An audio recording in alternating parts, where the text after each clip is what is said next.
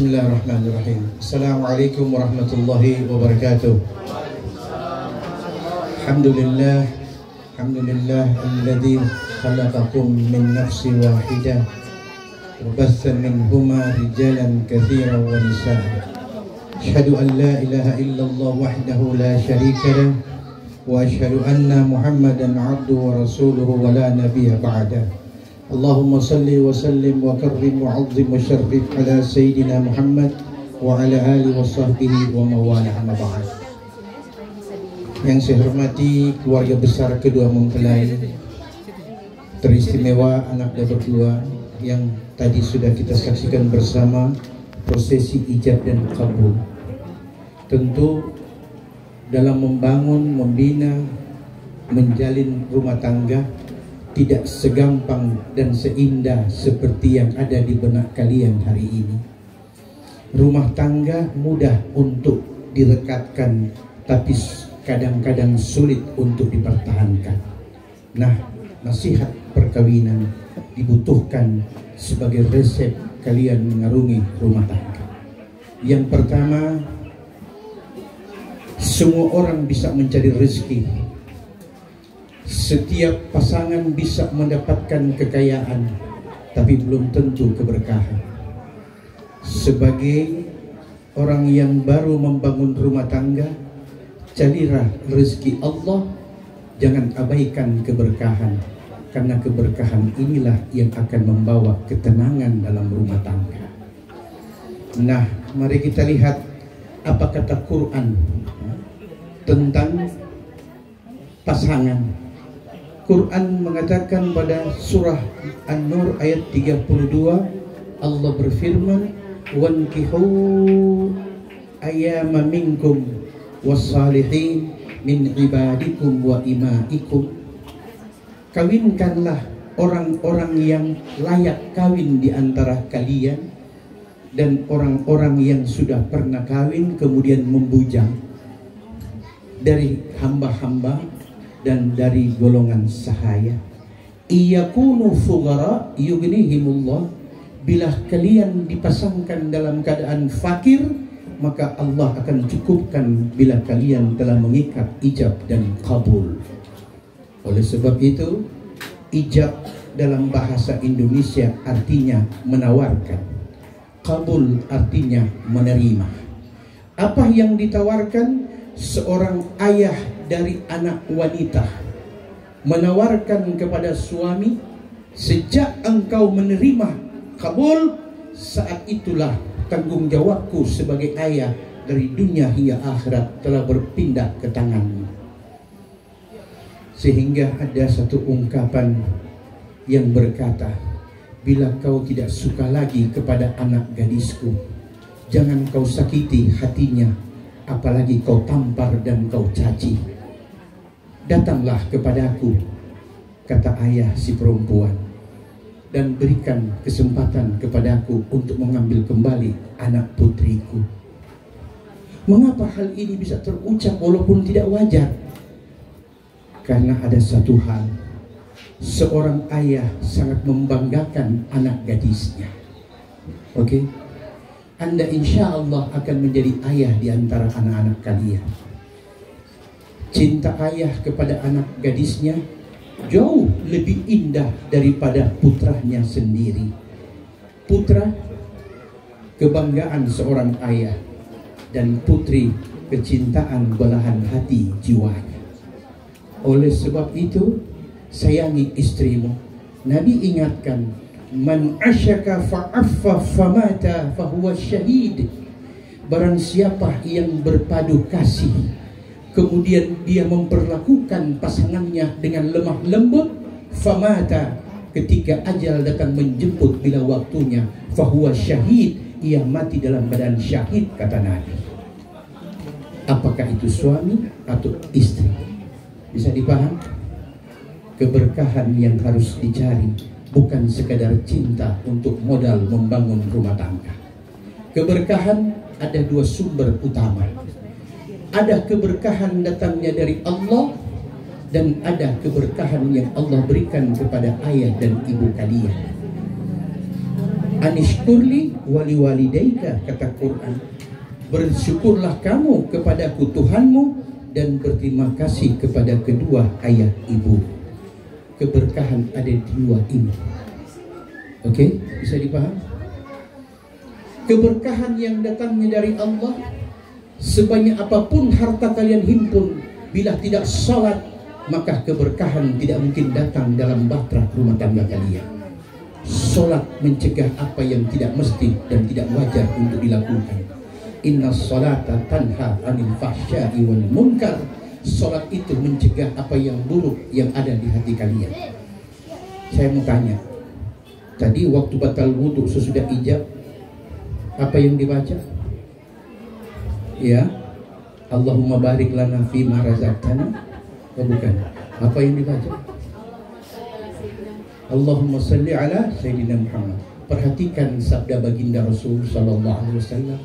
May yatazawwaja ahadum minkum imra'atan falyakhudh binasiyatiha thumma liyaqul Allahumma inni as'aluka khairaha wa khaira ma jabaltaha alaihi wa na'udzu bika min syarriha wa syarri ma jabalta alaihi.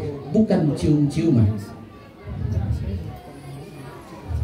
Oke, kita muslim jangan memamerkan cium-ciuman di hadapan orang. Itu rahasia suami istri. Saya wajib menegur ini. Bisa dipaham? Tapi tidak apa-apa sudah terjadi.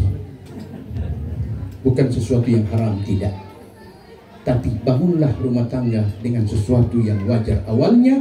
Insya Allah pun ketika dia berakhir oleh kehendak Allah karena umur, kalian diberkahi oleh Allah. Apa artinya itu, Ustaz? Barang siapa di antara kalian menikahi seorang wanita, kata Nabi, selesai ijab kabul, letakkan tanganmu di ubun-ubun istrimu sambil berdoa, Allahumma inni as'aluka khairaha. Ya Allah, aku minta kepada Engkau kebaikan yang ada pada istriku. Wa a'udzubika min syarriha, dan aku berlindung bila ada sesuatu yang buruk pada diri istriku itu. Ini doa. Kalau cium tidak ada doa. Bisa dipaham? Nah, masih boleh sebentar di kamar, ya? Letakkan ubun-ubunmu. Kata para ulama ahli hikmah, bila seorang suami meletakkan tangan kanannya di ubun-ubun sang istri, akan langsung diserap oleh hati nubarinya wanita itu. Engkau akan menjadi satu-satunya pria dalam hidup. Itu berkahnya doa. Oke. Berikut. Sudah tahu doa bikin anak? Belum. Belum dihafal. Mau Ustaz ajarkan? Sudah, baik. Karena tidak mau diajarkan di depan umum. Oke. Keberkahan ketika malam pengantin adalah pertama, masuklah ke kamar istrimu dengan niat, ya Allah, berkaya malam yang indah ini dengan kemuliaan darimu. Oke, caranya bagaimana? Assalamu alaiki ya babas salam. Kedamaian, kesejahteraan untukmu wahai pintu kedamaian. Istri bisa memberi kedamaian di hati suami, dan istri akan membalas dengan wa alaika ya babar rahmah, dan bagimu pula wahai pintu kasih dan cinta. Salam ini, kata ulama, disaksikan oleh malaikat. Bisa dipaham? Oke. Dan selanjutnya, sebagai yang terakhir, setelah kalian jaga itu ibadah.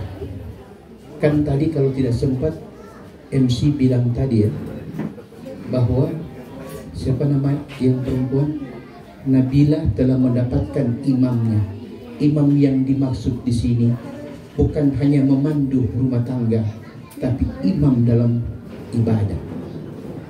Sebagai sesuatu yang ingin saya ingatkan, insya Allah besok malam walimah, oke? Awali rumah tangga kalian dengan ibadah. Kenapa ibadah? Pada saat kalian menerima pasangan, Allah mengatakan itulah sebagian tanda-tanda kebesaran Allah. Berarti syukuri dulu. Kerjakan sholat sunnah 2 rakaat dan kerjakan sholat wajib sesuai dengan waktunya. Itulah hari pertama engkau menjadi imam bagi istrimu, dan istrimu menjadi makmumah yang pertama dalam rumah tanggamu. Indah tidak? Indah. Awali itu dengan ibadah, baru kemudian ayah ibumu. Jangan kau bedakan antara ayah kandung, ibu kandung, dan mertua. Bisa dipaham? Ada pepatah mengatakan begini. Ini pepatah mengatakan, jalan-jalan ke kota Prancis, banyak rumah berbaris-baris, biar mati di ujung keris, asal dapat dinda yang manis. Dinda juga menjawab, buah duku, buah rambutan, tumbuhnya di tengah hutan. Cintaku bukanlah buatan, seperti paku nempel di papan. Oke? Nah, ibu mertua tidak ada dalam hukum Islam disebut mantan mertua. Tidak. Yang ada mantan suami, mantan istri. Kenapa Islam tidak pernah mengatakan ada mantan mertua? Sekali engkau dukhul kepada anaknya, saat itu sampai hari kiamat dia menjadi wanita yang haram untuk dinikahi, karena dia melahirkan pasanganmu kala itu. Jadi tidak ada mantan mertua. Jadi mantan mertua tidak ada ya. Berarti kedudukannya mertua sama dengan kedudukan ayah dan ibu kandung. Hormati mereka, cintai mereka, minta mereka doakan siang dan malam. Pun rezeki materi tidak berlimpah, tapi doa akan berlimpah kepada kalian. Anak cucu kalian akan taat kepada kalian, karena berkahnya doa ayah dan ibu mertua ataupun ayah dan ibu kandung. Saya selalu di setiap nasihat perkawinan, saya selalu sampaikan kepada pasangan, oke? Walaupun kalian baru nikah, insya Allah tahun depan Allah izinkan kalian punya keturunan, ada doa yang boleh Ustaz ajarkan, ya. Allahumma barik lana fi auladina, ya Allah, berikan keberkahan pada anak keturunan kami, wa dzurriyyatina, dan anak cucu kami, wa barik lana, berikanlah keberkahan itu untuk saya dan istriku, warzuqna min rizqikal halal, karuniakan kepada kami rezeki dari sisimu yang halal, waj'al auladana birran, dan jadikan anak yang lahir kelak nanti anak yang berbakti kepada kedua ayah ibunya. Kalian maksudnya. Tapi ada budi, ada talas, ada budi, ada balas. Kau berharap anak-anak kalian bakti kepada kalian, tapi kalian tidak bakti kepada ayah dan ibu kalian, baik kandung maupun mertua. Impossible, tidak mungkin terjadi. Ada ubi, ada talas. Bisa dipaham? Sayangi. Kemudian yang terakhir, ini terakhir betul ini. Sayangi saudara-saudara dari pasangan, kakak dan adik suamimu, dan kakak dan adik istrimu. Kenapa mereka harus disayangi? Karena rumah tangga bukan hanya kalian berdua. Ada orang tua, ada saudara kandung, dan ada orang lain yang dianggap saudara, namanya tetangga. Tetanggalah keluarga yang paling dekat walaupun tidak berkeseturunan. Karena Nabi kita mengatakan, idza athna 'alaika jiranuka annaka muhsin fa anta muhsin, wa idza athna 'alaika jiranuka annaka musii fa anta musii. Kata Nabi, bila tetanggamu mengatakan engkau orang yang baik, maka di hadapan Allah pun engkau baik pula adanya.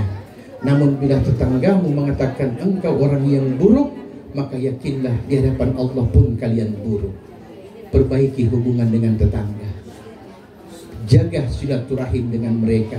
Mereka saudara tidak seketurunan, tapi mereka lah orang pertama yang datang dikala kalian dalam keadaan sulit dan berkesempitan. Bisa dipahami ini? 3 hal yang ingat ya. Yang pertama ibadah. Yang kedua, bakti kepada ayah, ibu maupun mertua. Yang ketiga, cintai dan sayangi saudara pasangan kalian masing-masing. Dan yang keempat, cintai, hormati, bangun hubungan dengan tetangga. 4 ini kalian bangun, insya Allah rumah tangga kalian di mana saja ada keberkahan. Amin. Mari Bapak Ibu, sebagai penutup kita doakan kepada mereka berdua.